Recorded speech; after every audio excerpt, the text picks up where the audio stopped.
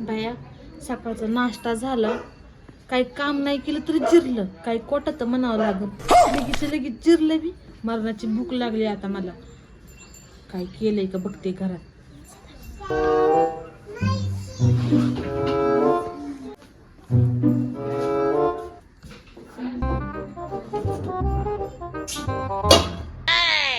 काही सुद्धा नाही हे टोपलेत तर. प्रगतीने स्वयंपाक नाही काय नो केला. जाऊन विचारते. अभी मजा आएगा ना भिड़ो. परे इकडे ये ग.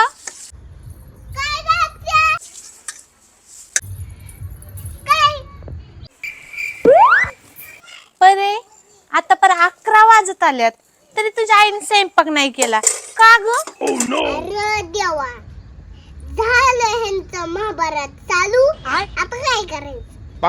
आता तासभर तर ह्यांचं बंद व्हायचं नाही. माझं कान दुखत्यांतवर. आत्या मम्मी म्हणजे तो आम्ही जिरीच.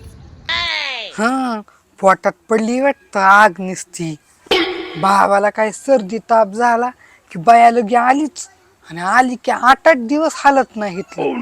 तिकडे दिराची लेकरं त्यांचं सगळं करावं लागतंय ना. सासू सासरे लय काम पडतंय. मग हिथं इथे आयत खाली दुसऱ्याच्या जीवाला कार नसता. 11 वाजून गेल्यात तरी पण स्वयंपाक नाही केलाय.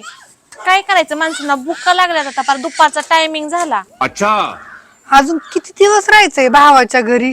दिवसभर खायचं आणि टोपलंभर हाकायचं. खाण्याशिवाय तर धंदाच नाही. खाऊन खाऊन ना जमिनीवरचं वजन वाढवलंय नुसतं.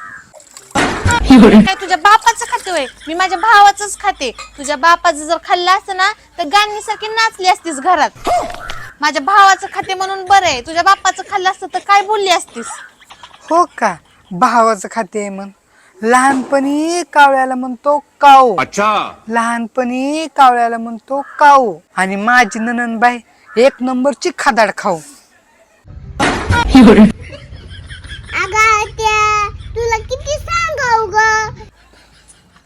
मला खादाड खाऊ म्हणली तर सुट्टी देत नाही हिला. किती सांगाव तुला? कमी खात जा, कमी खात जा.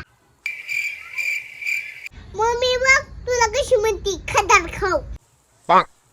खदाड खाऊ, ती खदाड खाऊच राहणार तू. सारखी चरत असती. जरा तरी पोटाला आराम देत जा. खदड खाऊ, खदड खाऊ, खदड खाऊ. मी खदड खाऊ आणि तू काय वाऱ्यावर तोंड करतेस काय? सासूचा त्रास, सासूचा त्रास. खाऊन खाऊन 70 किलोची झालीस आणि म्हणे सासूचा त्रास. काय असा त्रास देते का माझी आई तुला? आणि मला खदड खाऊ म्हणते तर ऐक.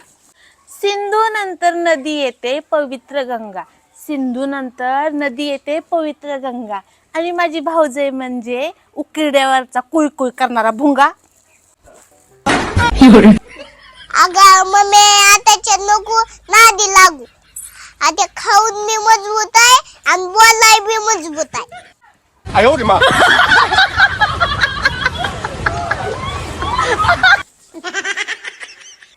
परे मला तू कमी समजते होय ग? अगं मी बी हार मानत नसते. मग ऐक. आणि हो, तुम्ही बी खादाड खाऊ ऐका. माझ्या हातात सूर्यफूल, त्याच्या हातात गुलाब. माझ्या हातात सूर्यफूल, त्याच्या हातात गुलाब. आणि हो ननंदबाई, आमच्या घरी आलाव ना जरा कमी चरत जावा, नाही तर ढळा ढळा लागते न जुलाब. एवढं बोलली, एवढा अपमान माझा. मला पण काहीतरी बोलावं लागेल. काय बोलू? अगं त्या मम्मीच्या नादी नको लागू. मम्मी बी ना लय वचट दिसती. उग गबस, तुझा अपमान लय करती मम्मी. अरे ग बस ग. उग माझी तब्येत आहे म्हणून तुझी आईला चरा चरा बोलती. थांब आता मी पण बोलते. बघ तू ऐक. हा, तू पण ऐक. अच्छा, गच्चीवर गच्ची, सिमेंटची गच्ची. गच्चीवर गच्ची, सिमेंटची गच्ची. आणि माझी भाऊजाई म्हणजे 1 नंबरची लुच्ची. अरे देवा. अगं मम्मी, नको त्याच्या नादी लागू. तुझं काम राहील.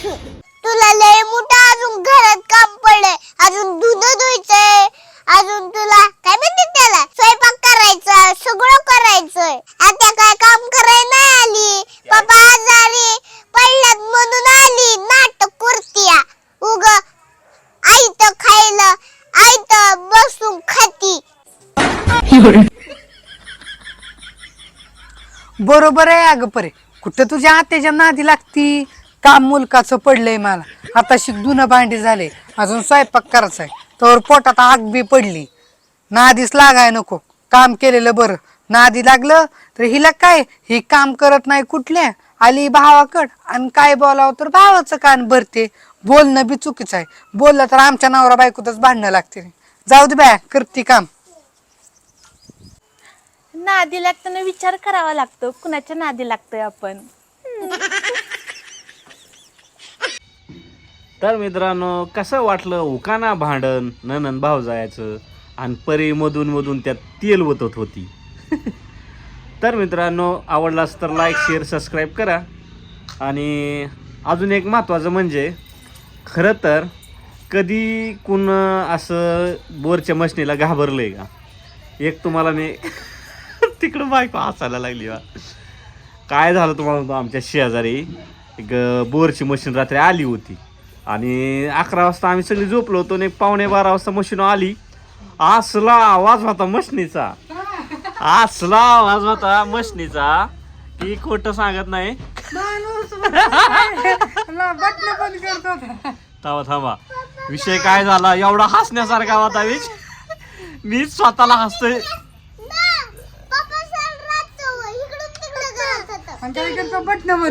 दोन दिवस झाला हसतोय मी स्वतःलाच.